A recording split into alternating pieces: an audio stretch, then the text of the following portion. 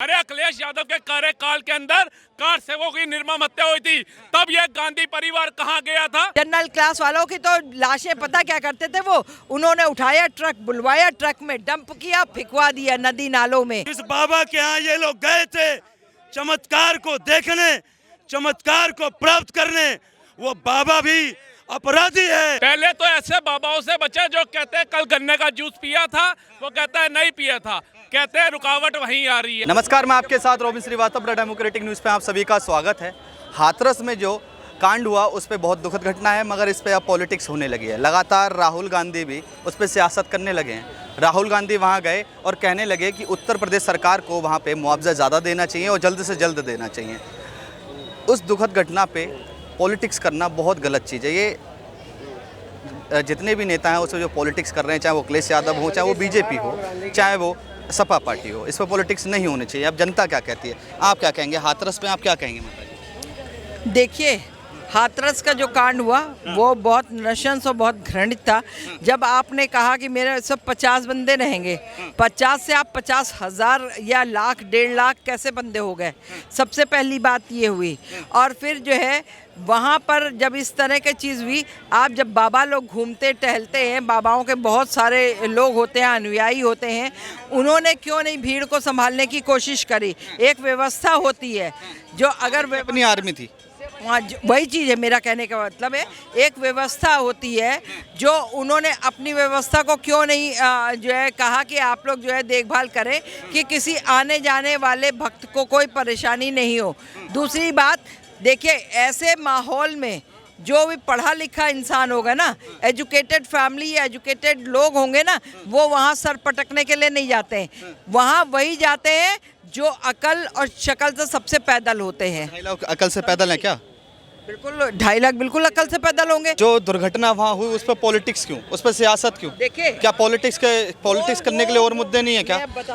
उन पीड़ित परिवारों के लिए उन पर सियासत क्यों? राहुल गांधी वहाँ पहुँचे, अखिलेश यादव नहीं गए वहाँ, नरेंद्र मोदी भी नहीं गए। सुन लीजिए, उन पीड़ित परिवारों के लिए मुझे ही नहीं, मेरे ख्याल यहाँ खड़े हुए जितने लोग हैं सभी को बहुत दुख होगा कि किसने अपना बेटा खोया, किसने अपनी बेटी खोई, किसकी बहू खोई, किसका जो बच्चा, नन्हा बच्चा, पोता पोती खोया, किसके बूढ़े माँ बाप खोए होंगे।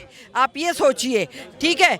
लेकिन आपको मैं सबसे बड़ी बात ये कहती हूँ कि 70 सालों में जो है बहुत हादसे हुए, बहुत ट्रेन दुर्घटनाएं हुई। कौन पहुँचा? राहुल गांधी पहुंचे थे, या राहुल गांधी का खानदानी, चलो तब राहुल गांधी का पता नहीं होगा या बच्चे रहे होंगे, राहुल गांधी के और कोई पहुंचा था? खानदानी लोग पहुंचे थे? कोई नहीं पहुंचता था।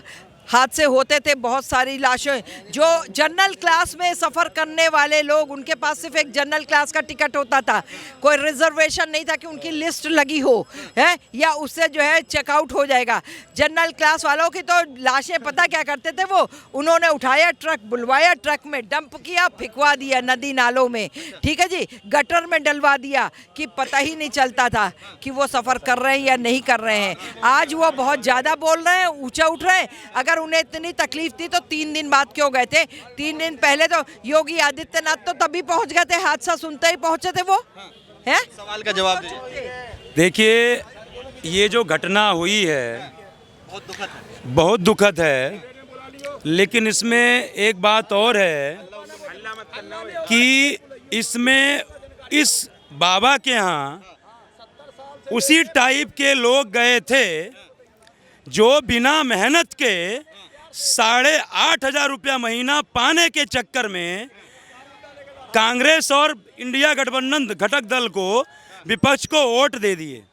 ये वही लोग थे जो बिना मेहनत के अपना घर भरना चाहते हैं।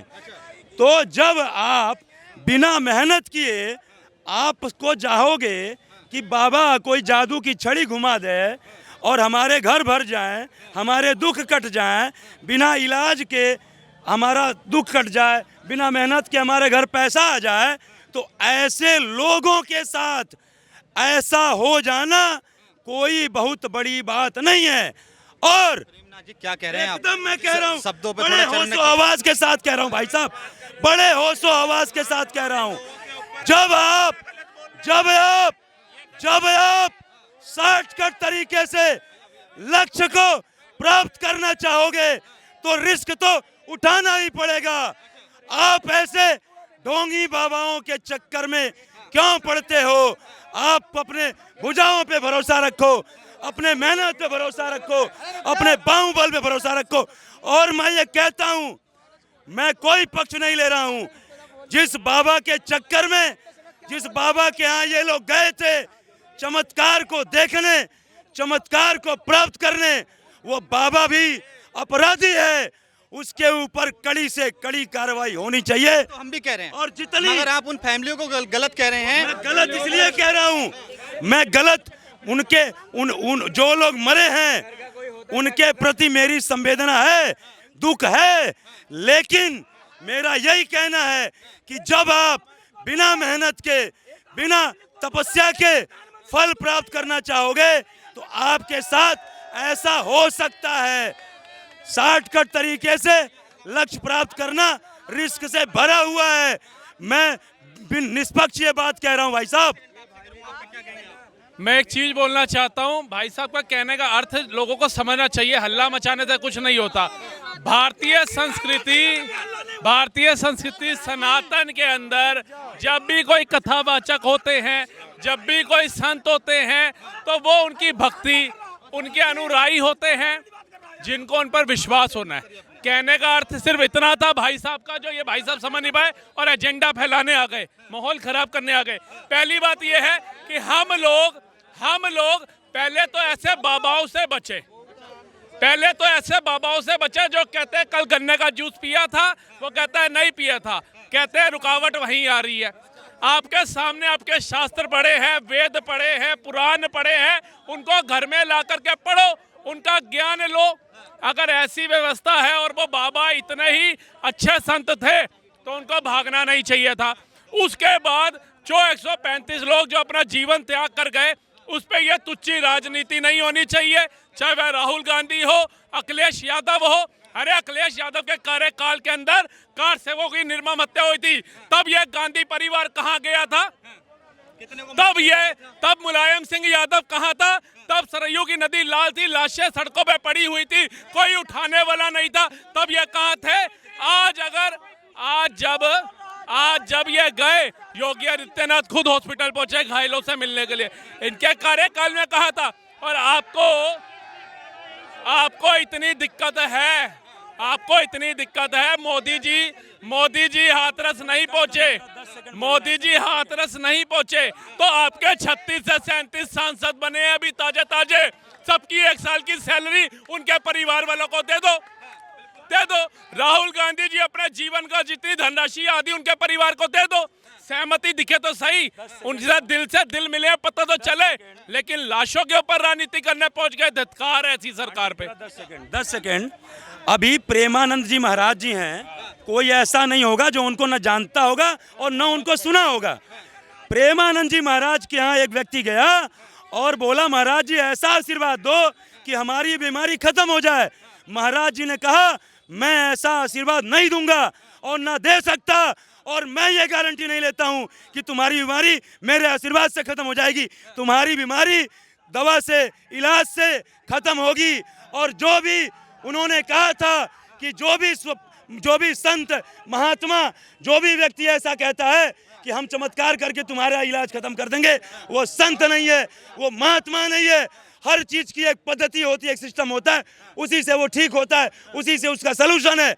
मैंने सिर्फ यही कहा कि जब बिना मेहनत के, बिना तपस्या के, बिना परिश्रम के कोई बड़ा फल प्राप्त करना चाहोगे, उसमें रिस्क है। जैसे सीढ़ियों पे न जा करके डायरेक्ट छलांग लगाओगे तो गिरने का भी संभावना हो सकती है।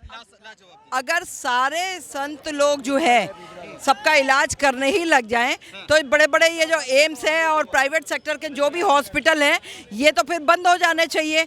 ठीक है, हम ये कहते हैं, आम जनता को हम ये बोलते हैं आपके चैनल के माध्यम से कि किसी भी साधु संत या किसी भी, हम कह रहे कोई भी आपको बोले कि हम तुम्हारा ये ठीक कर देंगे, वो ठीक कर देंगे, किसी भी जगह का, किसी भी धर्म का कोई धर्म गुरु बोलता है तो जो वो धर्मगुरु नहीं है, अधर्म गुरु है। वो आपको धर्म में नहीं डालना है, नहीं आपको आपकी आंखों पे वो पट्टी बांध रहा है और आपसे उसने समझ लिया कि आप पैसे उगाही करने वाले एक मशीन हो और आपसे न जाने उसमें जो है कितनी जो है बीमारियों को बता के और आपसे पैसे ठगने का काम करेगा।